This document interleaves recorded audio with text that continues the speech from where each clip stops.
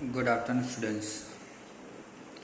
Today we will see about new things in CNS, that is spinal tracks.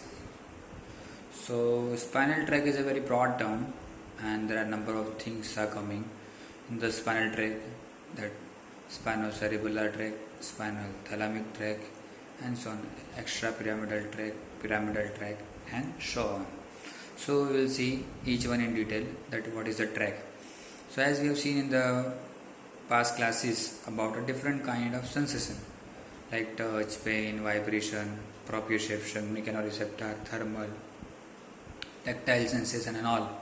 So every sensation have a different kind of a sensors or different kind of a nerve fibers are responsible for that particular sense, and that particular sense will be sensed in a particular way, and it will be transformed to the different part of the brains through the different route, or that is known as a track. In broad term, it is called as individual sense have or individual sensation have an individual way to reach to brain and make it perceive to the brain that such kind of sensation is going inside the body in the different areas.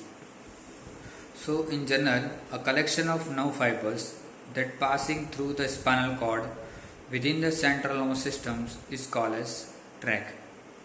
So basically if we divide them in a two part, that will be ascending and descending. So if ascending, it means it will be going from the different parts of the body to the CNS or brain, and descending means it's coming from central nervous system or brain to the different part of the body.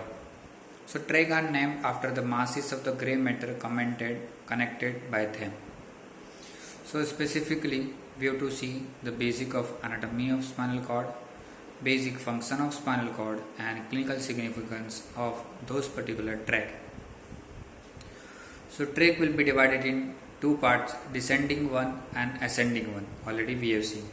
In descending we have a two part, that is called as pyramidal tract and extrapyramidal tract. So if we see the descending tract, that is rising from the central nervous systems or brain to the different part of the body, that is pyramidal tract, or that is also called the corticospinal tract. So what itself says, from the cortex of the brain to the spine, that is why it is called corticospinal tract. So we'll see from the brain it will go to the pyramidal axon, from there it will go to the spinal cord, from where it will go to the anterior horn cells, posterior horn cell, lateral horn cells, and to the different part either in the muscles, skin, or different joints, bone, everywhere. So it is formed by the axons of pyramidal cells predominantly lying in the motor area of cerebral cortex. That's why it is called as pyramidal tract. I'll repeat again. Axons of pyramidal cells predominantly lying inside the motor area of cerebral cortex, and this is some contribution to it from axons of the cells in premotor area as well. So if you see in the basic anatomy and basic physiology, so every if you see the anatomy of brain, so different area has been identified for different function, like area number 3, 1, 2 is identified for some function, that is for motor cortex. Same way for area number 4, that is for sensory cortex. Area number 17 for primary vision. Area number 18 for secondary vision. Like that there are different areas for the speech, different areas for the proprioception, different areas for coordination, balance, muscle tone. Like that every area have individual defined function, and that particular type have a different type of a matter of the brain and different structures of the neurons, and they are designed for the specific function. So if we see the anatomy of descending thing, or if we see the normal homunculus of brain, especially in the cerebral cortex, so the area which has been divided, so first it will start from the middle fissure, it will be for the lower limb, then it will go for upper limb, then it will go for hand, then it will go for mouth and spatial senses, and lastly for some kind of reflexes, like that. in brain, the area has been divided depends on the function rather than the surface area of the particular body. Suppose we see the area of homunculus of hand, which is at the largest part in the body because it's a number of functions are together. While lower limbs are the lower, basically with the thigh, so femurs are more than 18 inches bone in the adult one. So it is the area is large, but it is not necessary that the homunculus is also large.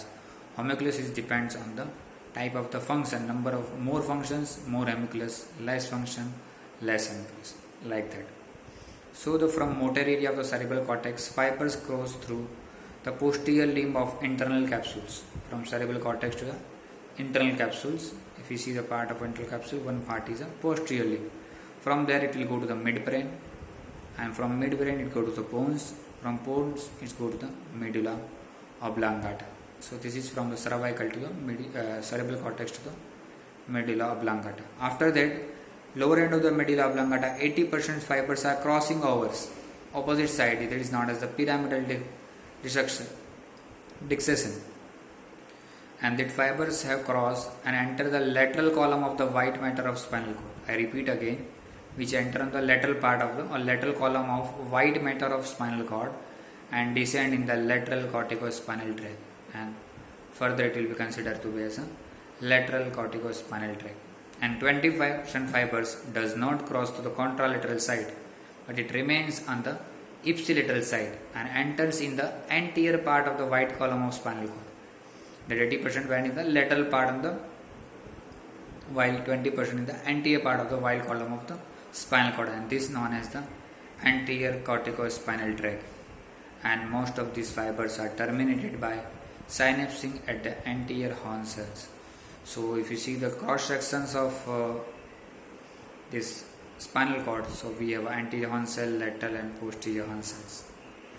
So in anterior horn cells, it will be connected by the synapsings. Already we know that in the last classes we have seen about the synapse.